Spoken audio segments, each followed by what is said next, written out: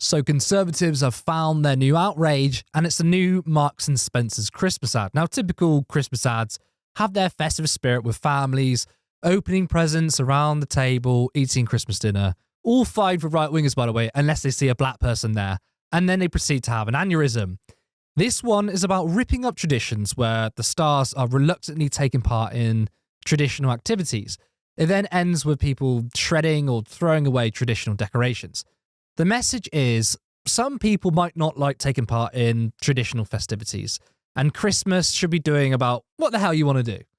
Is the ad a bit cringe? I mean, I find all Christmas ads cringe. In fact, all ads are just cringe. I simply hate them all. Sure, some people might find the ad a bit cringe, but who really cares about an ad? Oh, that's right. Conservatives do, just as they do every single year. These people aren't normal. They can't just get on with their lives and, they have to find something to be angry about. Now, for me, I like traditional Christmas. Look, did I find the ads cringe and a bit pointless since, 99% of people do engage in traditional festivities regardless of people's politics? Yeah, it's a bit cringe. Did I have a heart attack? No, I just didn't particularly care. Now, that won't stop the anti-woke brigade losing their minds and professing that the West is falling. Darren Grimes says, "Merry Xmas," says M&S in its festive ad. It's Christmas, and it matters to us. What a tone-deaf move from such a British favourite. Which is ironic because just an hour before, Grimes tweeted this image at M&S's Twitter account, which they probably don't care. Why don't the 99% of us who aren't offended by everything quit catering to the 1% who are? This is literally you. You're the one that's offended. I've never known anyone as much as Conservatives who project so much. They always bang on about the left being snowflakes, yet who are the most outraged people? It's the right. Now, Paul Embry, who has increasingly become obsessed with identity politics, that I consider him to be on the right, he also weighed in and said this. "Sorry to return to this, but this ad really is a stinker. The problem is most marketing departments are filled with postmodernist, hyper-liberal, individualistic, young, progressive graduates who despise anything that smacks of tradition, religion, cultural mores, etc. Dismal." So Paul has basically discovered the notion of the passage of time and generations. So of course, yes, marketing people consist of younger people. That is just how things work. Society moves on. Young people start filling more positions. It's no surprise that things change. So what?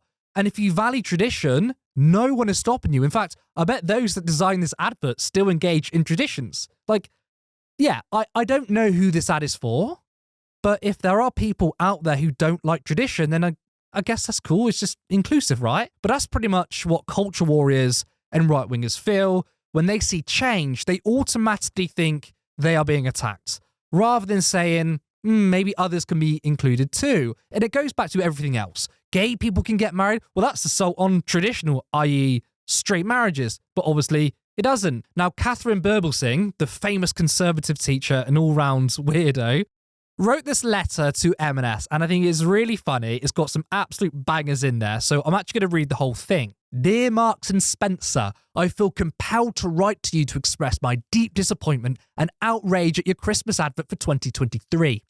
You have a duty as our national department store to keep the spirit of Christmas alive for the sake of our children.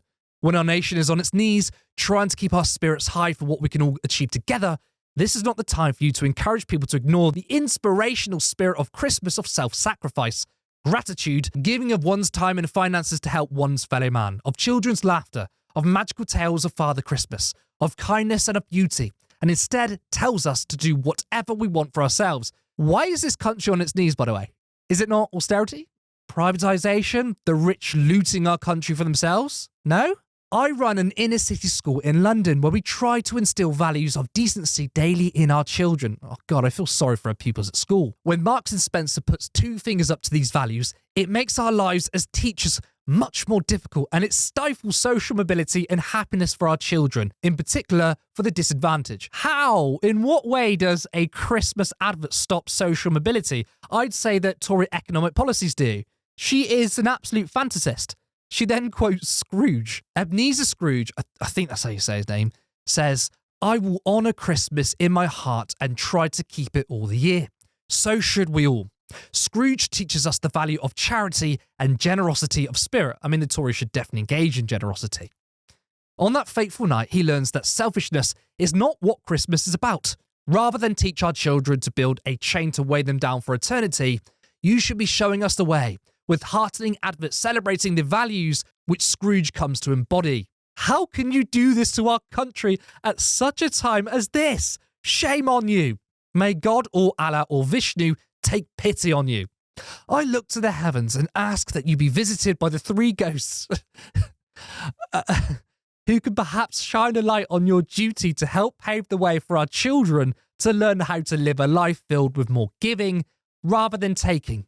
Please take the advert down. Try again. You can do better. We want our children to do more than exist as the old Ebenezer did, building his chain. We want our children to live. Yours sincerely, Katherine Burke. She's delusional and it's an insane letter. But she's not alone in this way of thinking. There are other people on the right who find this sort of thing outrageous and offensive. It's important we cover it because it's sinister. The outrage isn't about the lack of festivities. I mean, it's part of it, but the right cry about these ads every year, even when most of them are traditional Christmas ads. It's just as soon as there's one black family or one too many gay people, they lose their minds. Why? Because these people are fascists. They think the West is engaging in moral degeneracy. That is literally a Nazi talking point. They think the West is failing because some people have modern progressive values or that simply trans people exist. Not the fact that the UK is a broken country, not because of progressivism, but because our public services are being decimated, our freedoms and rights are being attacked, corporations have it all while the rest of us are facing huge increases in rents, food prices are going up, and the overall standard of living is falling. For a long time, they would use coded language, dog whistles to try and not be upfront about their beliefs. But what's changed is that these people are becoming more and more open about what they believe. This is Darren Grimes again. It's the truth to say that the West has a problem with multiculturalism. It is the truth to say that in life there are men and there are women. It is the truth to say that there have been changes in weather in the world and that we can meet those challenges. Truth matters. Lawrence Fox, multiculturalism has ripped apart the social fabric and destroyed our country in the process.